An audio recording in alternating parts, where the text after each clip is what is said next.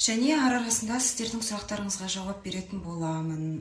Ерасыл мен Диана туралы көп сауалдар келіп жатыр. Біріншіден айтайын, Ерасылмен хабарластым, сөйлескен болатынбыз.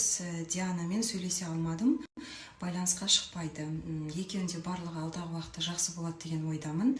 Жеке өмірлеріне араласпаймын. Егер де өздері дұрыс деп санаса, алдағы уақытта өздері айта жатар, неге көрінбейді және тойдың мәселесі қалай.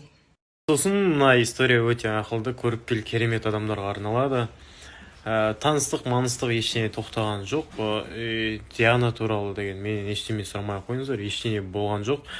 Диана өзі айта жатар, мені мазаламаңыздар. Өмірде ақылды әңгіме айтсаң, ойбай данышпан болмашы дейді. Андай бір тупой қуған әңгіме айтсаң, ой топасын надан дейді. Осы демейтін адамдар бар ма екен, тыныш жүретін, қиынадыңдар ғой, айбай. Бәрі шүкір, жақсы, аман есен. Диана ауырып жатыр, соған байланысты мүлдем инстаграмға история шығып жүрген жоқ. Аман есен, типа коронавирус па дейді. Жоқ, құдай тұтасын, коронавирус емес.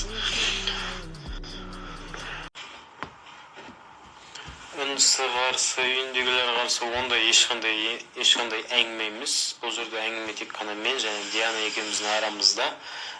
Сол мәселе ғана. Соны шешіп жатырмыз. Ары қарай ол да менде дайын емес болдық. Соған дайындық керек болып жатыр. Бұл андай үйлене салу деген сразу бір күндік мәселе емес екен. Өте қиын екен.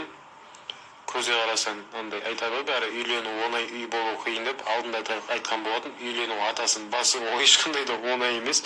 Өте қиын, өте көп күш кетеді. Күш кетеді, нерв кетеді, дайындық керек, анау, мынау, сонау, сол себепті өте қиын. Болды, бәріне түсінікті деп ойлаймын.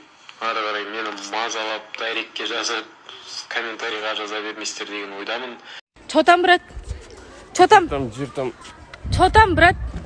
Чё там? Чё там? Не, чё там? Кім айтшы, чё там? А так-то, чё там?